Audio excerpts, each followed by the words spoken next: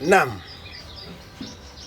Rafiki yangu, karibu sana kwa makala mengine ya stories za Daddy, ambapo leo ni wakati wa jioni, lakini ningependa kuelimisha watu juu ya mambo fulani.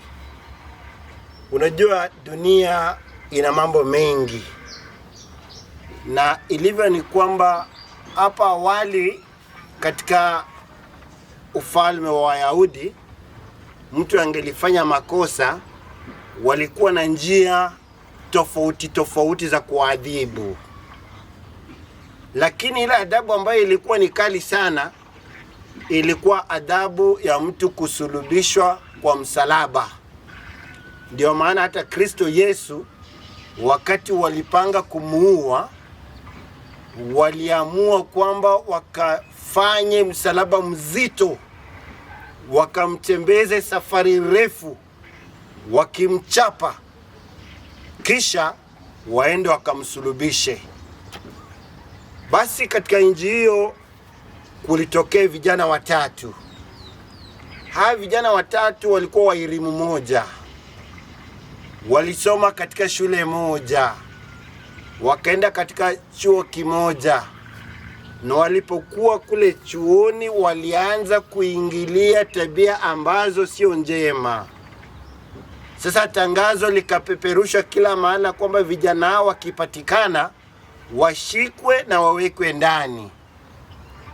Kwa bahati nzuri ama mbaya, vile tunavyojua kwamba za mwizi ni ngapi, basi waliweza kupatikana, wakatiwa mbaroni, wakafungwa. Kila mmoja alifungwa miaka 25. Lakini baada ya kutumika kifungo cha miaka 20, mfalme wa nchi hiyo aliamua kuwasamehe. Akawaita faragani, akawaambia, vijanangu, nimewaonea huruma, manake pia mimi ni binadamu, lakini nitawaweka huru. Nikisha waweka huru, kuna mambo ambayo nitataka mkayafanye. Sasa akawaita watu, akasema anataka misalaba mingapi? 3. Lakini misalaba hii si kwamba alitaka kuwasulubisha, hapana. Akawaambia kwamba kila mtu atabeba msalaba wake kutoka hapa akipitia ile njia ambayo nitawaamuru. Vijana wakasema, kwa sababu mfalme amenena, na mfalme ni kama simba, ujuavyo ni kwamba angurumapo simba mcheza ni nani.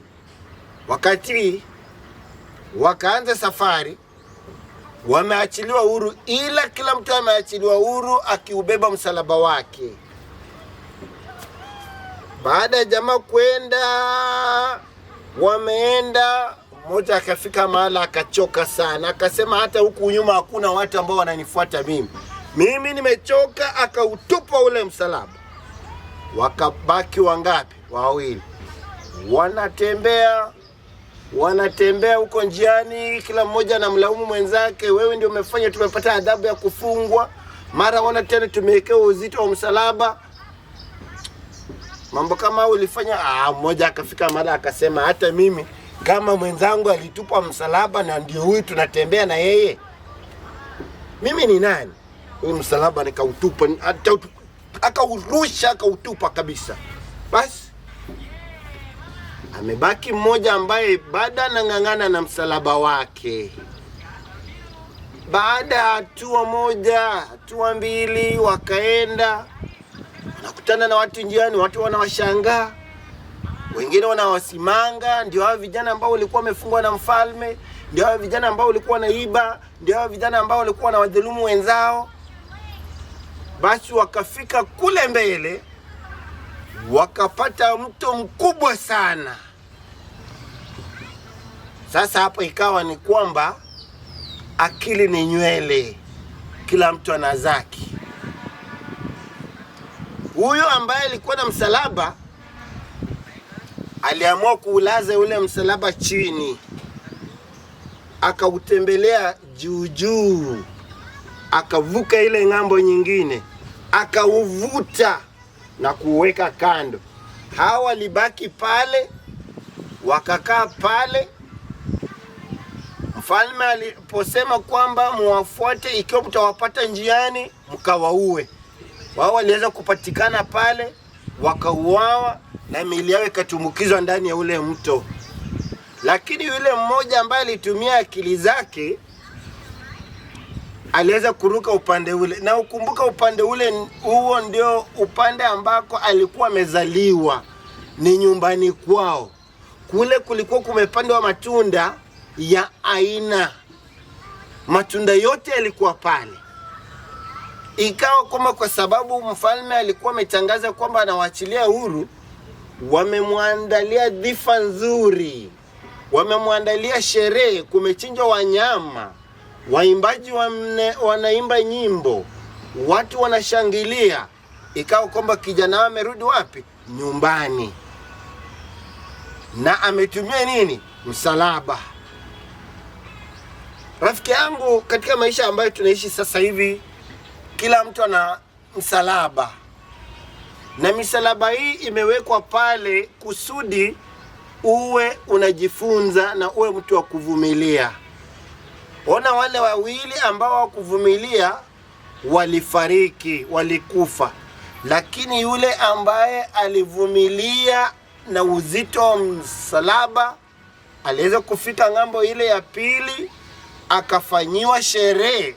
Na shereheni aliapa kwamba hatarudia makosa, akatawazwa kule kwa mfalme. Waona? Kwa hivyo inatubidi tuwe watu wa kutii na watu wa kutumia akili sana. Tafakari hayo. Na hii ni Moving Pictures Kenya. Ukipenda subscribe, like and share. Mwalimu Ambrose, asanteni sana.